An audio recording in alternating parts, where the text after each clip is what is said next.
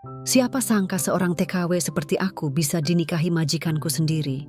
Seorang pria Arab yang selama ini hanya aku layani dengan sepenuh hati. Bukan cuma itu, mahar pernikahanku 5 miliar. Tapi malam pertamaku justru dibuat terdiam tak percaya. Assalamualaikum warahmatullahi wabarakatuh. Namaku Nia, lahir di pinggiran desa yang bahkan di peta pun orang kadang sulit menemukannya. Jika kalian datang ke kampungku, kalian akan lihat rumah-rumah kayu berderet di tepi sawah, jalan tanah merah yang akan berubah jadi kubangan begitu hujan turun. Suara kodok bersahut-sahutan di malam hari, bersaing dengan dengkuran bapak yang kelelahan setelah seharian mencangkul ladang orang. Aku anak keempat dari 6 bersaudara. Sejak kecil aku belajar artinya menelan lapar. Pernah suatu pagi, beras habis, uang pun tak ada. Ibu hanya rebus air dan daun singkong. Kami makan sambil pura-pura kenyang. Tapi di balik semua itu, ibu selalu bilang, rezeki nggak akan tertukar, nak. Yang penting, jujur, sabar, kerja keras. Tamat SMP, aku berhenti sekolah. Rasanya sedih lihat teman-temanku lanjut ke kota. Tapi aku memilih menahan iri, membantu ibu mencuci baju tetangga, membersihkan rumah Pak Lurah, kadang ikut bapak ke sawah. Sampai suatu malam, aku dengar bapak bicara pada ibu. Suaranya lirih, seolah takut anak-anaknya dengar. Bu, aku nggak sanggup lagi cari pinjaman. Utang di warung numpuk, biaya sekolah Fikri belum dibayar. Kalau Nia mau kerja keluar, ya biar saja. Aku pura-pura tidur, tapi air mataku jatuh membasahi bantal lusuh. Malam itu juga, aku mantap memutuskan, aku akan pergi. Berbulan-bulan aku mengurus berkas, pinjam uang tetangga untuk bikin paspor, jual satu-satunya kalung emas warisan ibu untuk biaya tes kesehatan. Setiap malam aku berdoa di sudut mushola kecil di rumah. Ya Allah, jaga aku di negeri orang. Kalau rezekiku bukan di sini, bawa aku pulang dengan selamat. Hari keberangkatan tiba, ibu memelukku erat, tangisnya pecah. Bapak hanya menepuk bahuku, matanya basah. Nia, jangan malu jadi orang kecil. Yang penting hatimu besar. Jangan bawa malu pulang kampung. Bandara jadi saksi keberangkatanku. Tanganku gemetar memegang boarding pass. Ini pertama kalinya aku melihat pesawat dari dekat. Hatiku campur aduk. Takut, cemas, tapi juga seberkas harap. Arab Saudi. Negeri yang hanya ku dengar dari cerita Pak Guru Geografi dulu. Panas, gersang, tapi aku tak peduli. Asalkan aku bisa kirim uang untuk adik-adikku, tak apa. Aku ditempatkan di rumah majikan bernama Tuan Bakar. Lelaki tinggi besar, kulit gelap, suara berat, sorot matanya tajam menembus dada. Istrinya sudah lama meninggalkan 2 anak kecil. Rumahnya megah, lebih mirip istana, dengan pilar marmer, taman luas, dan pagar besi menjulang. Tapi di dalamnya dingin. Dingin karena sepi. Dingin karena semua berjalan seperti robot. Tak ada tawa, tak ada sapa, hanya suara langkah kaki dan instruksi singkat. Tugasku membersihkan rumah, menyiapkan makan, menemani anak-anak belajar. Di kamar sempit di ujung lorong, aku sering menangis diam-diam. Merindukan rumah panggung reot di kampung, merindukan suara ayam berkokok, merindukan tangan ibu membelai kepalaku. Suatu pagi aku demam, tapi tetap kupaksakan mengepel lantai. Tiba-tiba Tuan Bakar berdiri di belakangku. "Kenapa wajahmu pucat?" tanyanya. Suaranya datar. Aku hanya tersenyum kaku. "Tidak apa-apa Tuan, saya bisa bekerja." Ia hanya menghela napas pendek lalu pergi. Aku pikir hatinya benar-benar sekeras batu. Hari-hari berlalu, aku belajar sedikit demi sedikit bahasa mereka. Anak-anak mulai mendekat, memanggilku Umi Nia. Aku ajari mereka menyanyi lagu anak Jawa. Kadang mereka menirukan logatku sambil tertawa cekikikan. Suatu sore, aku menemukan dompet kulit hitam di bawah sofa ruang tamu. Isinya bukan main, uang, kartu ATM, sertifikat saham. Bisa saja aku ambil. Kirim ke kampung. Siapa yang tahu? Tapi wajah bapak dan ibu seolah menatapku dari selalipatan dompet itu. Langsung ku kembalikan pada Tuan Bakar. Ia hanya menatapku lama, lalu mengambilnya tanpa sepatah kata. Malamnya aku menangis lagi. Kenapa jujur rasanya berat begini, ya Allah? Esoknya, aku dipanggil ke ruang kerjanya. Dindingnya penuh buku tebal dan lukisan mahal. Aku berdiri di depan meja kayu besar.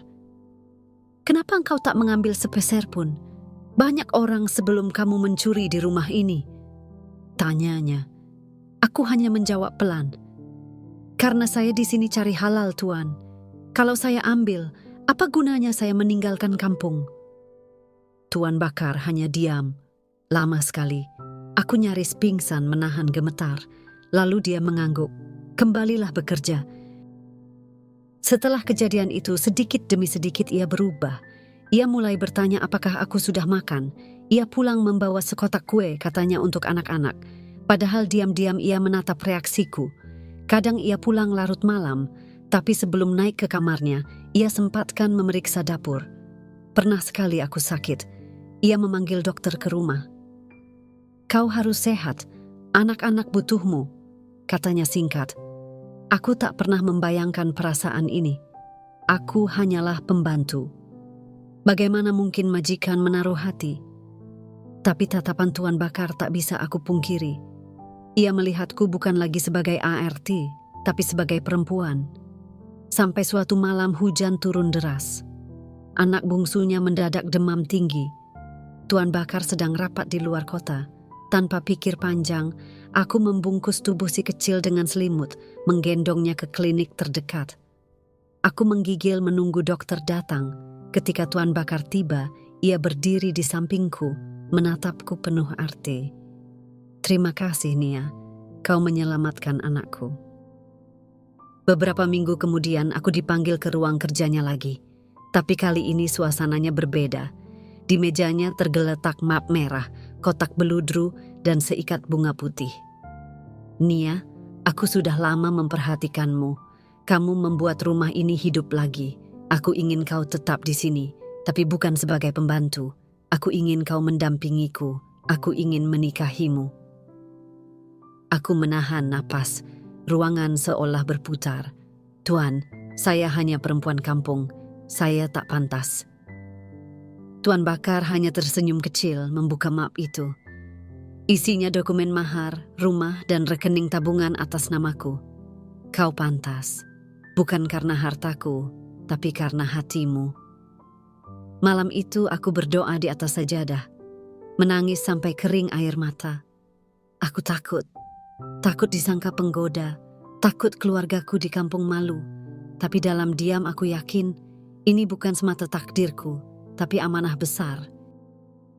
Hari itu datang, aku berdiri di pelaminan mewah mengenakan kebaya putih dengan motif batik Solo dipadu kain Arab. Media menulis judul, TKW Indonesia dinikahi miliarder Arab dengan mahar fantastis. Tapi di balik semua kilau, fitnah datang silih berganti. Ada yang bilang aku pemburu harta, ada yang menuduhku perempuan licik.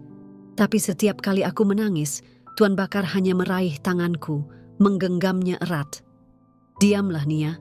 Kita tak perlu menjawab apapun. Kita buktikan dengan hidup kita. Malam pertama kami tak seindah cerita roman picisan. Kami hanya duduk di ranjang, minum teh hangat, bercerita masa lalu. Aku menikahimu bukan karena fisikmu, tapi karena hatimu lebih mahal dari rumah ini, katanya sambil mengusap rambutku. Kini dan selamanya. Sekarang aku tetap Nia. Aku mendampingi suamiku mengurus bisnis, membantu yayasan untuk TKW, berdiri di panggung, bicara tentang kejujuran. Setiap pagi aku tetap bangun sebelum fajar, menyiapkan teh, menggoreng tempe, menumbuk sambal terasi. Tuan Bakar kadang tertawa. Kita punya koki mahal, kenapa kamu tetap masak? Aku hanya menjawab, karena aku tak mau lupa caraku pulang. Hingga suatu hari surat datang dari kampung.